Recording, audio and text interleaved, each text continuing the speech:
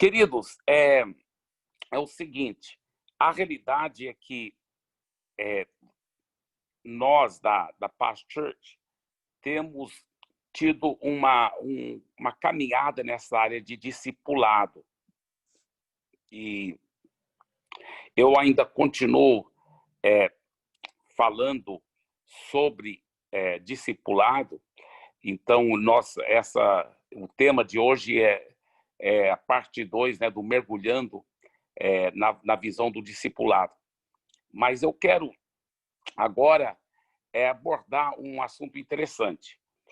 Veja bem, nós acreditamos piamente que todo cristão deve ser bem discipulado.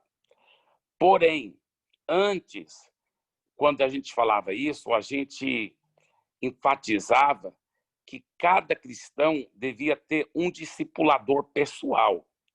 Um discipulador pessoal. Enquanto hoje reconhecemos que, às vezes, o cristão tem diferentes níveis de compromisso. Antes, a gente falava, olha, todos os cristãos devem ter um discipulador pessoal e deve ser discipulado uma vez por semana. O problema é que, às vezes, tinha pessoas cristãos que amam a Jesus, são preciosos, são membros maravilhosos da igreja, mas não estão prontos ainda para um nível de compromisso muito profundo no ministério ou na vida, até na vida espiritual, no sentido de ser muito transparente com outra pessoa. E aí, por meio forçar a barra no discipulado, tem que reunir toda semana, aquilo virava tipo uma religião e um peso para aquela pessoa, um peso para outra pessoa que tinha que reunir com ela. E, além desse fator agravante, pelo fato de, como se fosse forçar todo mundo para praticar um discipulado um a um, com todo mundo, toda semana, o que acontecia? Isso também fez com que muitas pessoas começavam a se tornar discipuladores e não estavam bem preparados.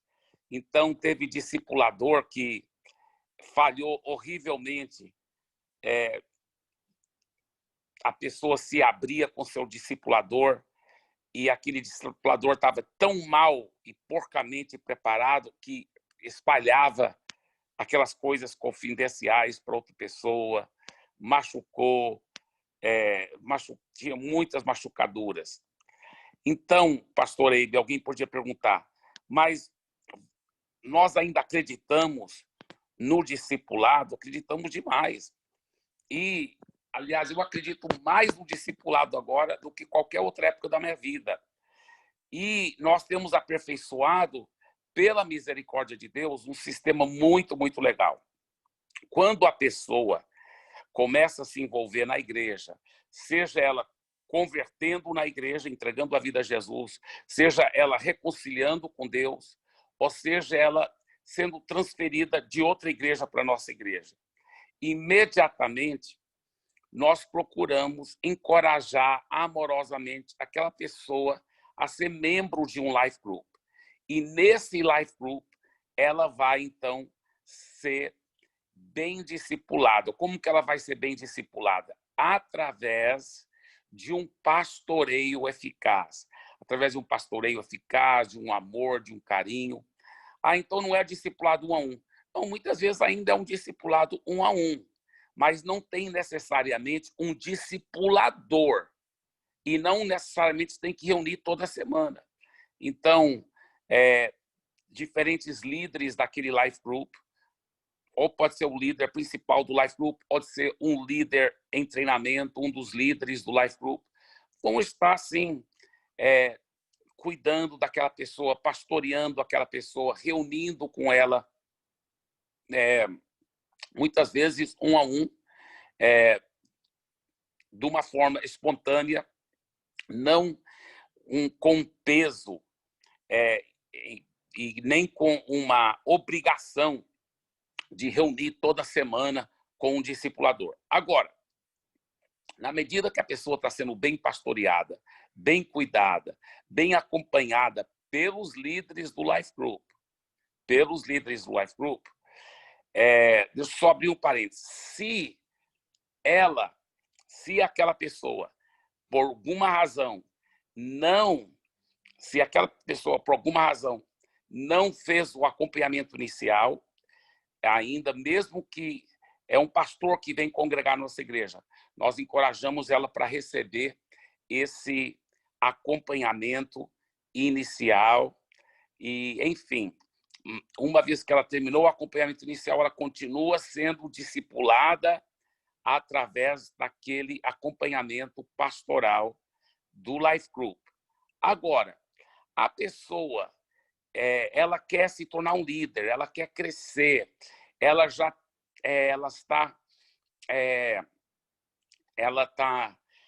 quer se tornar um discipulador.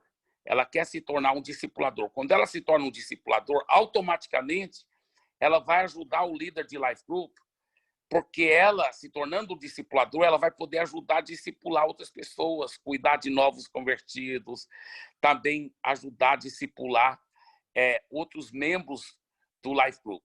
Então, escuta bem, antes dela se tornar um discipulador, quando ela está fazendo o trilho do discipulador, agora sim, ela recebe um discipulador pessoal, aonde esse discipulador pessoal começa a ter um relacionamento de discipulado 1 a 1 com aquela pessoa.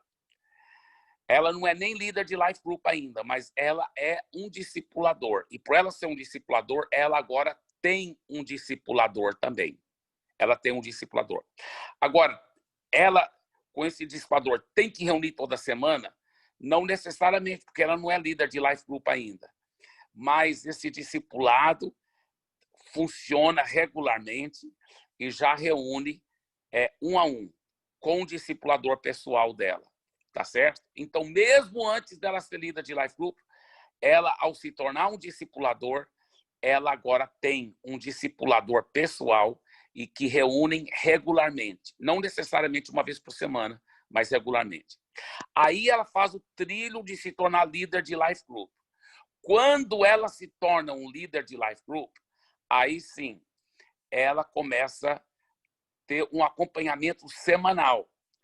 Então, se alguma semana não puder reunir, não tem problema, pode gravar áudio de WhatsApp, mas o importante é que agora tem um acompanhamento semanal, a não ser que um dos dois estão doentes, ou estão de férias, A não ser que um dos dois estão doentes ou estão de férias, então, aquele discipulado normalmente é presencial ou por telefone e ao vivo. Se for por telefone, é ao vivo. Mas, num caso raro, não tem problema também falar, olha, essa semana, porque surgiu várias emergências, você pode gravar seu WhatsApp, o seu discipulado por WhatsApp, um áudio, e com calma eu vou ouvir e eu vou responder. Muito bem. Agora, ela se tornou líder de Life Group, ela não só tem um discipulado pessoal, mas aquele discipulado funciona regularmente, toda semana, tá certo? 1 a 1. Como eu disse, com essas exceções, né? Muito bem. Por que eu estou falando isso? Porque é importante saber aproveitar o discipulador que você tem. Uma vez que você tem um discipulador, você deve saber aproveitar o seu discipulador. Você deve saber como receber do seu discipulador. Deixa eu te falar uma coisa. Eu, com o meu líder, pastor Paulo Jeff, vocês sabem da minha história, quando eu era solteiro, que com o meu líder, pastor Lucas, né, eu era solteiro e eu não estava conseguindo vencer certos pecados muito graves. Eu até tive que sair do ministério, mas dentro do discipulado com o pastor Lucas, eu me abri, fiquei confessando tudo e até aprendi a confessar as tentações. Não é pecado ser tentado, mas eu aprendi a confessar as tentações para não precisar de confessar o pecado, porque eu venci o pecado antes de pecar.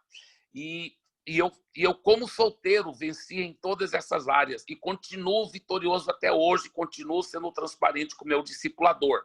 Porém, com o pastor Paulo Jeff, depois que o Lucas foi para a Glória, e o Paulo Jeff, meu discipulador, o que eu faço? Eu continuo me abrindo com ele. Se eu não, eu lembro uma época que eu estava precisando ser muito mais fiel no meu tempo a sós com Deus. Eu estava precisando orar mais e tirar mais tempo na palavra. E eu me abri com o pastor Paulo Jeff. Ele ficou orando comigo e eu fiquei me abrindo com ele até eu ser vitorioso nessa área, de ser muito fiel, muito tempo a sós com Deus. Aí eu lembro uma época que eu não era pontual, e eu ficava falhando e ficava atrasando. E eu me abri com ele, ele orou por mim e ficou orando comigo, me ajudando até vencer. Enfim, todas as áreas, você pode saber aproveitar o seu discipulador. Aí talvez alguém diz assim, mas nesta área, que eu quero pedir a oração do meu discipulador, ele é pior do que eu. Não tem problema. Você faz sua parte. A Bíblia não diz, olha, confessai os vossos pecados uns aos outros e orai uns pelos outros. E se o seu discipulador for melhor do que você naquela área, então você vai ser curado naquela área. Não. Ele pode até ser pior do que você, mas você vai ser curado naquela área. E se ele quer ser curado, ele vai ter que se abrir com o discipulador dele e receber a oração do discipulador dele, entendeu? Então, você pode, sim, e deve saber aproveitar bem o seu discipulador. Agora, tendo dito isso, abra sua Bíblia para João capítulo 13, por favor, e vamos ver uma coisa muito interessante aqui. João capítulo 13. Antes da festa da Páscoa, estou a partir do primeiro versículo, tá? Antes da festa da Páscoa, sabendo Jesus que era chegada a sua hora de passar deste mundo para o Pai, tendo amado os seus que estavam no mundo, amou-os até o fim. Durante a ceia, tendo já o diabo posto no coração de Judas Iscariotes, filho de Simão, que traísse Jesus, sabendo este que o Pai tinha confiado tudo às suas mãos e que ele tinha vindo de Deus e voltava para Deus, levantou-se da ceia, tirou a vestimenta de cima e, pegando uma toalha, cingiu-se com ela. Em seguida, Jesus pôs água numa bacia e começou a lavar os pés dos discípulos e a enxugá-los com a toalha com que estava cingido. Quando se aproximou de Simão Pedro, este lhe perguntou, vai lavar os meus pés, Senhor? Jesus respondeu, o que eu faço você não compreende agora, mas vai entender depois. Então Pedro disse, o Senhor nunca lavará os meus pés. Ao que Jesus respondeu, se eu não lavar, você não terá parte comigo. Se eu não lavar, você não terá parte comigo. Então Pedro lhe pediu, Senhor, não somente os pés, mas também as mãos e a cabeça. Jesus respondeu, quem já se banhou não precisa lavar nada, a não ser os pés, pois quanto ao mais está todo limpo. E vocês estão limpos, mas não todos. Pois ele sabia quem era o traidor. Por isso que disse, nem todos estão limpos. Tá.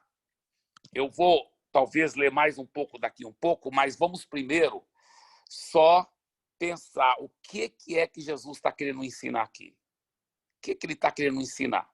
Tá? Isso aqui é muito profundo, tem várias coisas aqui profundas. Primeiramente, nós temos que entender como era a cultura daquela época.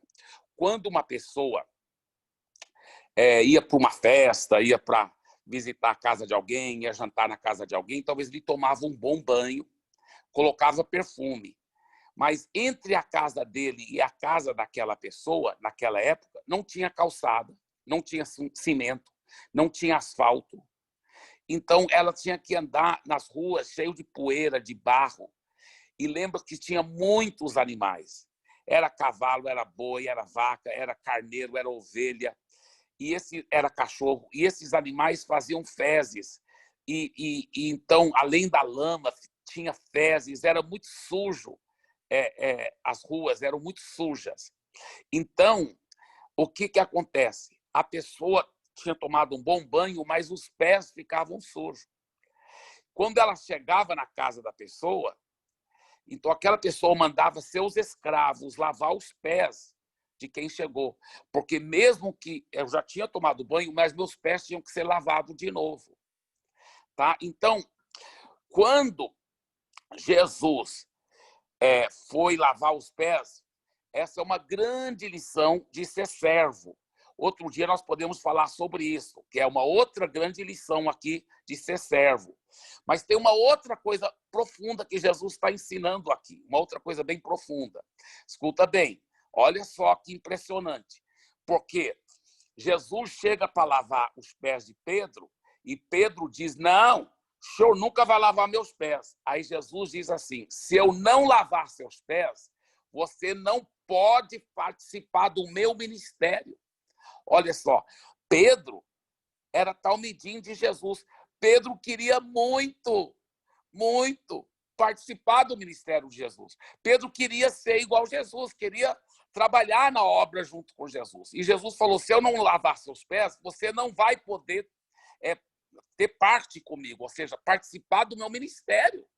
Aí Pedro disse, não, se for isso, então não lava só meus pés, lava meu rosto, lava minhas mãos e tal. Jesus falou, não, quem já tomou banho não tem que tomar outro banho, só tem que ficar lavando os seus pés.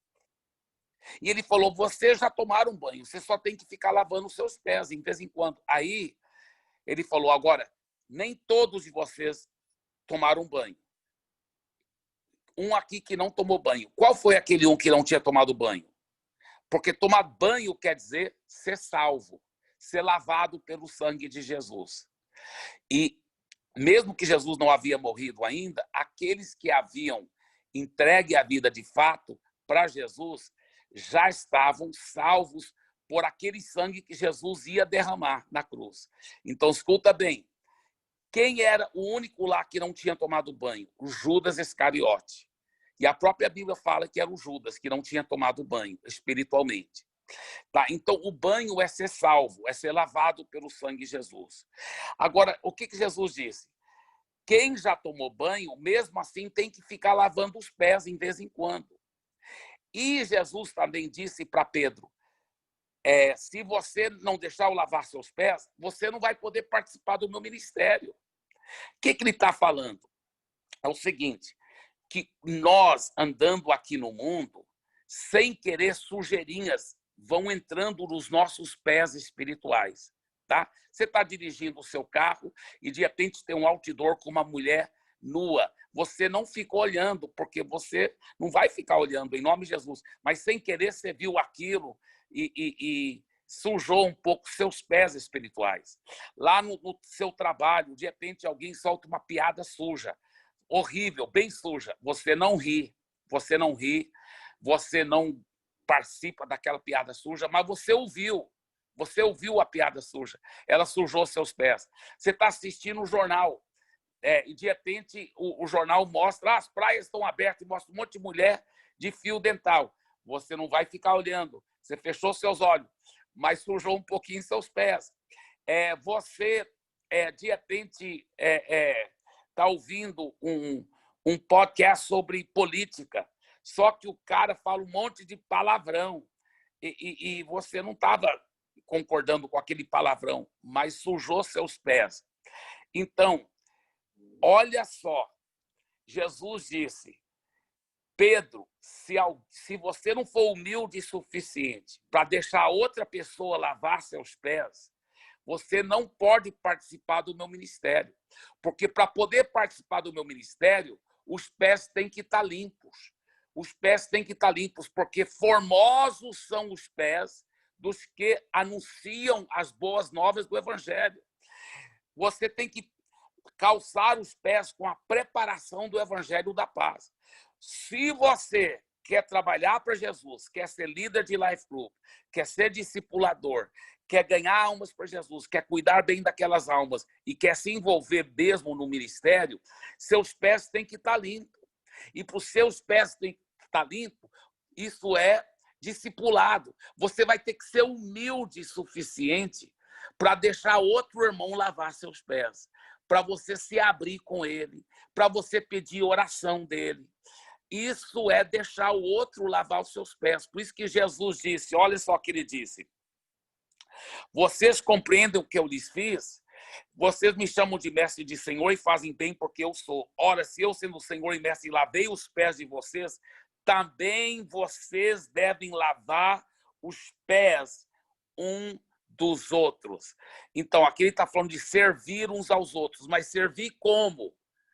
Ajudando a tirar as sujeiras dos pés. Porque lembre-se que se a pessoa tiver pés sujos, mesmo que ela já foi salva, mesmo que ela já tomou banho, ela não pode participar do ministério de Jesus. Como que eu lavo meus pés? Eu não lavo meus pés. Eu tenho que pedir outra pessoa para lavar meus pés. Pedro foi orgulhoso demais no começo. Não vou deixar Jesus lavar meus pés. Quem sou eu? Não, era um orgulho falso, era uma humildade falsa, né? Uma humildade falsa. Mas Jesus falou, Pedro, se você quiser realmente participar do meu ministério, você tem que deixar outra pessoa lavar seus pés. Você vai ter que se abrir, você vai ter que receber ajuda. E aí, quando você recebe ajuda, deixa outra pessoa lavar seus pés. Aí sim, formosos são seus pés, porque anunciam coisas boas do Evangelho. E agora, esses pés formosos e poderosos, em breve o Deus da paz esmagará Satanás debaixo dos seus pés. Então, o que eu estou querendo enfatizar com essa aula nesta tarde? É a necessidade que todos nós líderes, todo mundo que é discipulador para cima, de não só ter um discipulador pessoal, mas saber aproveitar esse discipulador, saber se abrir com ele, saber pedir oração, saber confessar pecados, saber pedir ajuda, saber pedir ajuda e apoio na sua caminhada cristã e no seu ministério. Temos que nos despir do nosso ego, da nossa humildade falsa e falar, eu vou me abrir, eu vou receber ajuda, eu preciso do meu irmão, eu não sou uma ilha, eu preciso dele, eu preciso do meu irmão lavando meus pés para que eu possa alcançar o que Deus quer para mim. Amém, queridos? Bem, já estamos vencidos os horários, né? O horário para até 6h45. Eu declaro sobre a sua vida um discipulado eficaz e uma cooperação da sua parte de deixar o seu irmão lavar os seus pés e ajudar você, tá? Que Deus abençoe. Um beijo no coração, tudo de bom e nós te amamos muito.